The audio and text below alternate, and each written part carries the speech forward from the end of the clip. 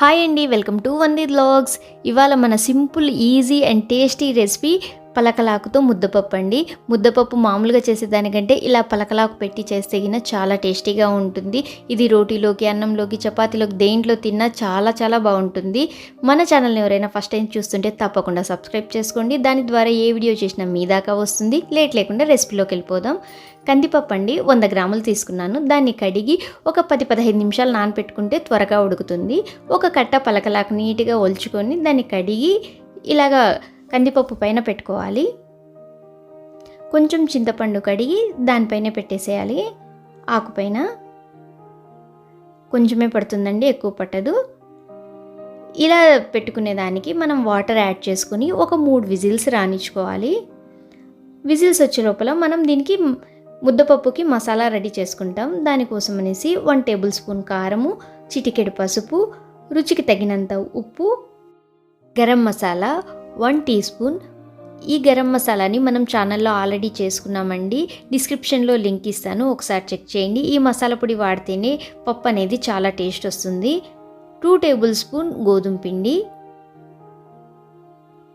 ఇలా తీసుకున్న వాటన్నిటిని బాగా కలుపుకోవాలి.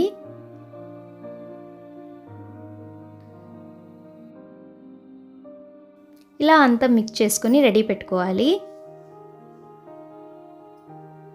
ఇలా పప్పు అంతా ఉడికినాక ఒక గిన్నెలోకి తీసుకోవాలి. నేను అన్నం పప్పు ఒకేసారి పెట్టాను కాబట్టి ఇలాగ పప్పు గిన్నెలోంచి వేరే దాంట్లోకి తీసుకుంటున్నాను. ఒకటే పప్పు అయినా కూడా పెట్టుకోవచ్చు. పప్పు చూసారు కదా, చాలా బాగా మెత్తగా ఉడికింది. రెడీ చేసుకున్న మసాలాను అంతా వేసుకొని 1 టేబుల్ స్పూన్ ఆయిల్ యాడ్ చేసుకొని మొత్తం మిక్స్ చేసుకోవాలి. అవసరం అనుకుంటే కొంచెం నీళ్లు వేడి పెట్టుకొని కలుపుకోవచ్చు. ఇలా మిక్స్ చేసుకునేదాన్ని ఒక 5 నిమిషాల పాటు ఉడకనివ్వాలి.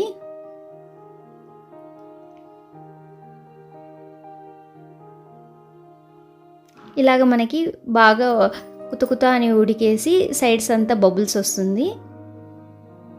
అలా వచ్చినప్పుడు స్టవ్ ఆఫ్ చేసేసుకొని పప్పు గుత్తితో పప్పుని రాంపుకోవాలి.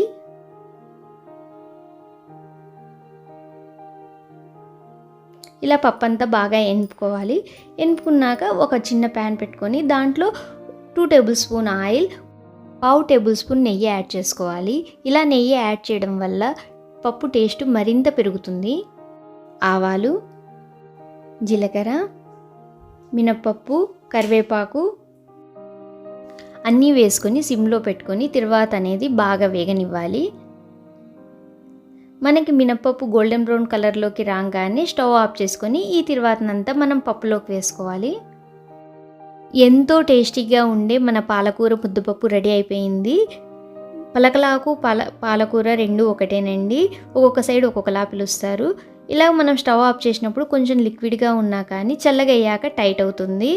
చూస్తున్నారు కదా, ఇలా లిక్విడ్గా ఉన్నా కొంచెం చల్లగా అయ్యాక ఇలాగ గట్టిగా అవుతుంది. టేస్ట్ అయితే చాలా బాగుంటుంది. తప్పకుండా ట్రై చేయండి. ట్రై చేసి ఈ రెసిపీ మీకు ఎలా వచ్చిందో కమెంట్లో షేర్ చేయండి. ఈ వీడియోని మీ ఫ్రెండ్స్కి, రిలేటివ్స్కి షేర్ చేయండి, లైక్ చేయండి. Thanks for watching.